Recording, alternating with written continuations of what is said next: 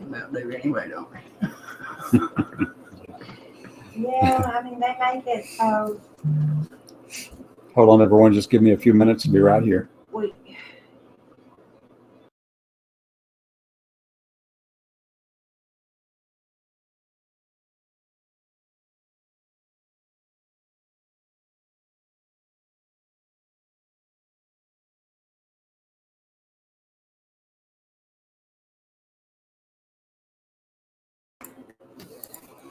Yeah, I checked them.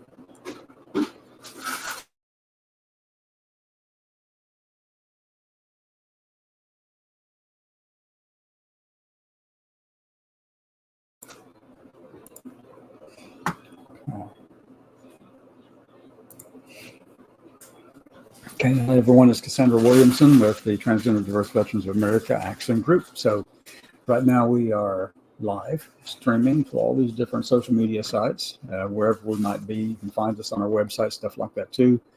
I do want to make sure you're aware of the disclaimer that's going across the bottom of the screen. The opinions expressed here are mine and mine alone. They don't necessarily represent any particular organization, agency, department, anything like that. These are strictly mine. Okay. So I just want to thank you for being here, whatever you're doing, wherever you may be. It is Monday. It's been really cold in eastern Kentucky, a lot of snow. We've got rain coming next. Then tomorrow sometime, if we get some things taken care of on my car, hopefully we'll be headed up to DC, pick up Dr. Deacons along the way and go up to DC to be in DC for Wednesday in front of the Heritage Foundation. So with all of that in mind, I'm going to jump into this just a little bit, and we'll go right straight into the intro.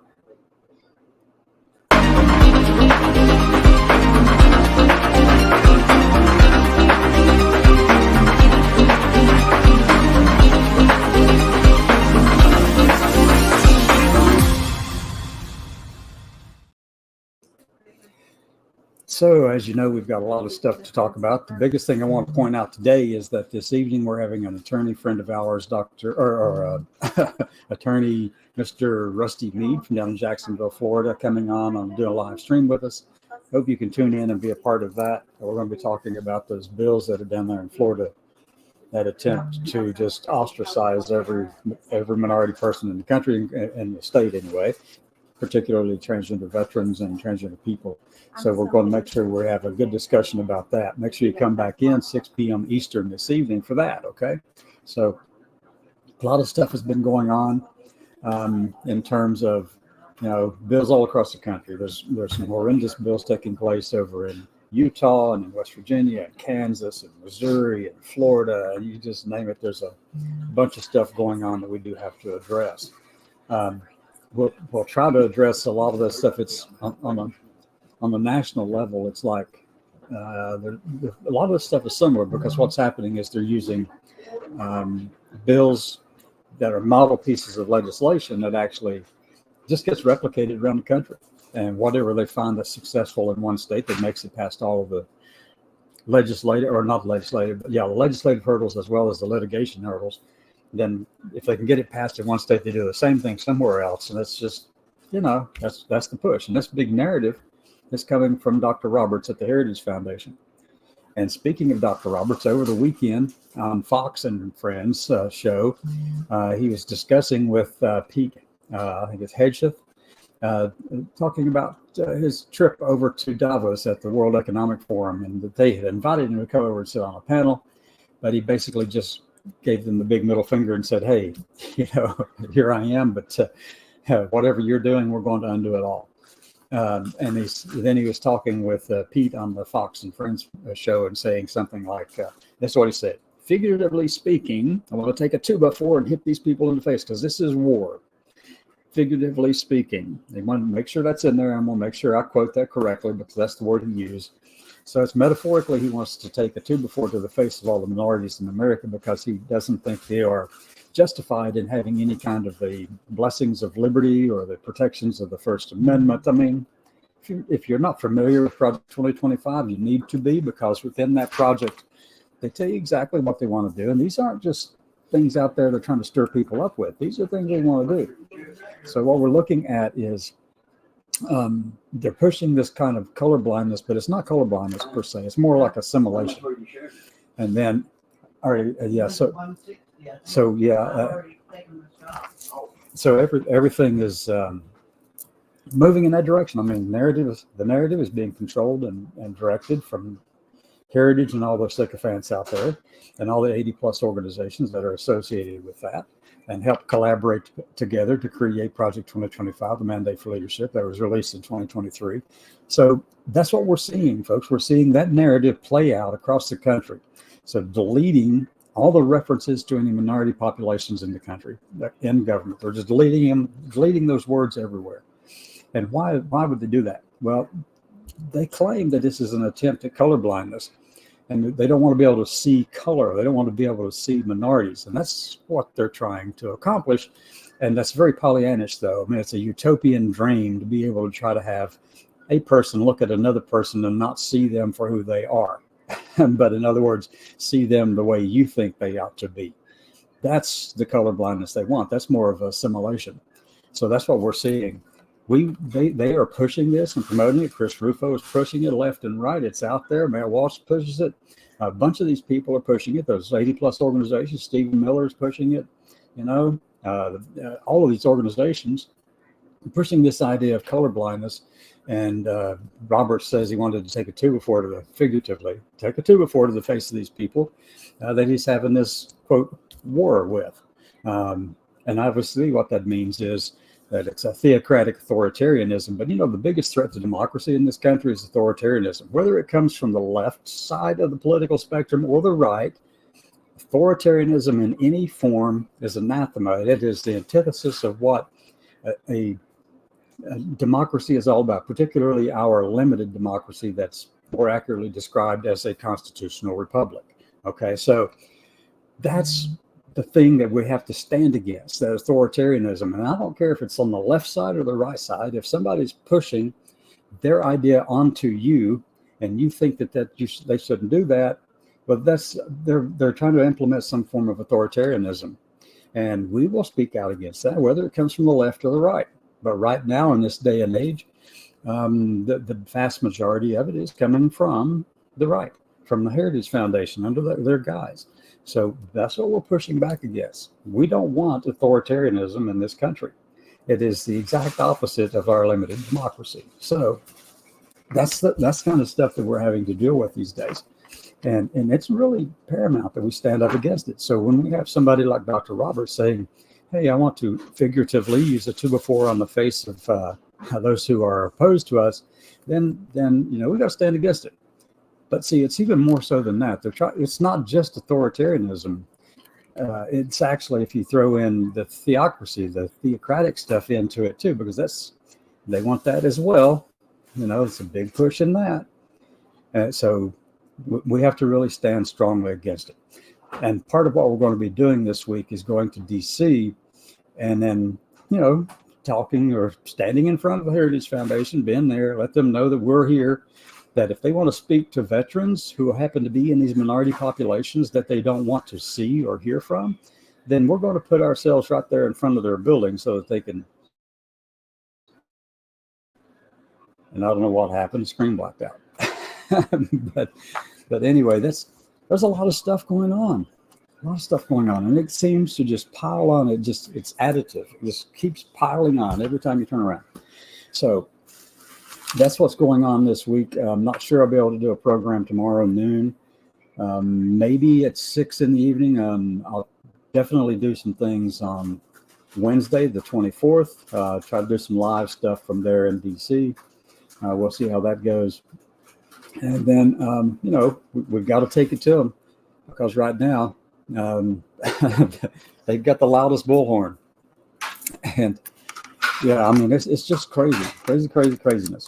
And also, I just want to say again that Mr. Rusty Mead will be on our program this evening live, talking about the bills down in Florida. But I want everyone to know who lives in other states in this country, yes, there are similar bills in other states that we will have to address as well. But it's the same stuff. It's a piece of model legislation that somebody put out there in order to draw back in rights, freedoms, protections, blessings, and liberty for other Americans they just don't like. They don't want to see. And as I said a minute ago, that color blindness that everybody's talking about, that you hear from Heritage, you hear it from, and written into Project 2025, you hear it from Christopher Rufo just about every time he posts something on Twitter. You hear it from all over the place. On Substack, he's got it all over the place over there. And that color blindness they want is that, they want you to accept who they are and assimilate into who they are. But, God forbid that you be yourself, right? So, that's un-American. But these are American people, folks. And I don't want any of us to ever say that these people pushing these ideas are not American. They are. They are Americans. They're entitled to their views and their opinions, their expression of them. They're just not entitled to force them on the rest of us. And I know that's an argument that's used on both sides, and I get it. I do understand. I get that. I fully understand that there are many over on the left who are pushing themselves on others. People in our own community who happen to be transgender, and even some transgender veterans who actually should know better. But we're out here pushing ourselves on somebody when you don't need to be doing that. That is the exact opposite of what our constitutional republic is built upon. We don't want to be pushing this authoritarianism from us to them, because that's just as wrong as what they're doing to us. Okay, it's the same brand of evil. If you want to put it that way, it's the same thing. We can't do it, and it does not matter if they are. We have to fight against them to stop it, but we don't want it in our ranks either. So we don't need to be going around here demanding our way. If you're one of these people who are out there going, "Hey, this is who I am, and I totally expect you to abide by it," well, then you're wrong. You are wrong to demand that. And I don't care if the people have a policy to support it or not. I really don't care. I love to see people abide by the policies that they have, but it's not our place to demand that they abide by these things. That's on them. We can point it out. We can point it out in a nice way and run it up the chain. So I guess run it up the flagpole, basically, to find out what the problem is and why the policy isn't implemented uniformly. We can do all that kind of stuff. However, it is not our right to force someone else to accept us. You have to accept you. And if you accept yourself, then that's sufficient. You have no business trying to expect that, placing your expectations of you on someone else. Forget it. I'm not going to stand with it myself. And I know that may offend a large majority of the people in this community right here who would be watching this show, but I'm going to tell you, we can't have that. That's just another form of authoritarianism that we're pushing. Authoritarianism is the biggest nemesis, biggest threat to democracies in the world, ours included. And left and right, I don't care where it comes from. If it's out there, we have to root it out. Root it out among ourselves. Point it out among others. But they're entitled to their expectations, their beliefs, and all that kind of thing. They're entitled to those things, but they don't have that entitlement to force their views on us, just as we don't have the right to force ourselves on others. So when that occurs, I'll call it out on the left. When that occurs, I'll call it out on the right. It's just the way it has to be, folks. We've got to find this thing that protects our constitutional republic, our democracy.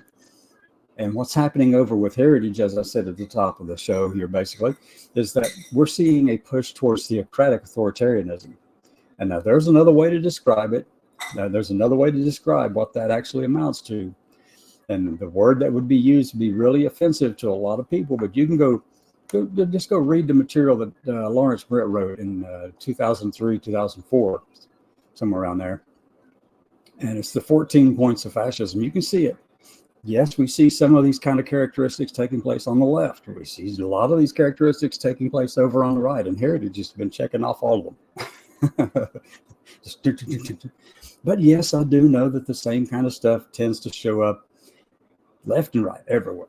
So we have to be the ones, people who serve this nation and said we're going to defend and protect the Constitution of the United States.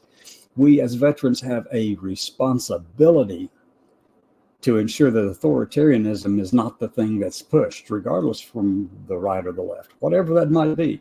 So we just have to be prepared to stand up for ourselves, acknowledge who we are, be strong in who you are authentically. But stop with this pushing yourselves on others.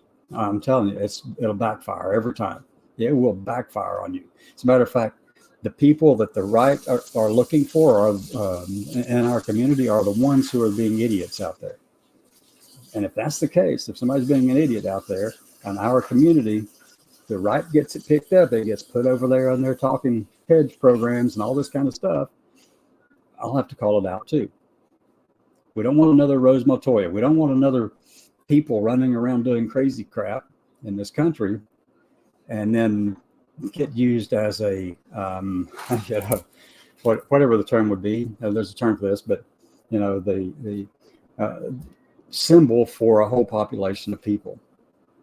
Can't have it. So we have to have higher standards. We've got to have higher standards in our own community. If we don't, it's really hard for us to proclaim that they're wrong when we've been doing wrong too. Okay? So take that with a grain of salt, however you wish, but I'm going to tell you, anybody in DC, if anyone shows up in DC and you're going to behave and misbehave and start doing crazy things, I'm going to be the one to point it out to you. And I'm going to be the one who's going to suggest strongly that you leave and not be a part of that, because we cannot have that, folks. We've got to live by that higher standard. And if we're not, then it gets to be an issue over on the right and somebody makes a big deal out of it again. And I don't know why I'm blurry right here. Does that help? Nope. I got blurry. Got to clean my camera off. Maybe that's it. I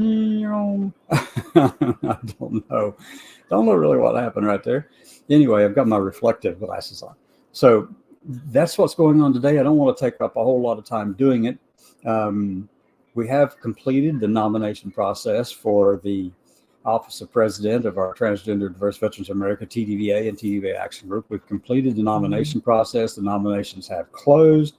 We're waiting to hear responses back from those who were nominated. We need to see if they will accept the nomination, and then elections voting will start just as soon as all of those participants, all those nominees respond back. So once that occurs and you receive something from our oversight committee, so make sure you respond back to that. So we want to make sure that's moving forward to get this election process fully underway and voting starts as soon as that happens. So with that in mind, I don't want to take too much more time of the day. I'm expecting parts for my car, which I've got to have ready before tomorrow. They were supposed to be here last week, but there was so much snow around here and ice, it was literally dangerous. And in closing, I do want to say that a good friend of mine from New York was here, the chair for the C3 side for TDVA, the Transgender and Diverse Veterans of America, that side, the charity side of our organization. Sarah Colasanto was here. She stayed in the area and then visited.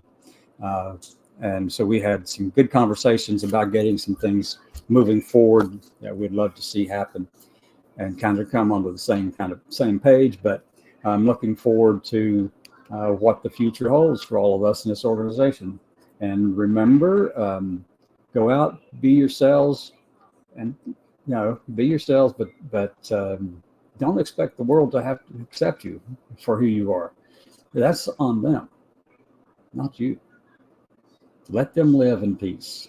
Live and let live, okay? That's the modus operandi that we ought to be pushing and talking about. And taking care of our veterans.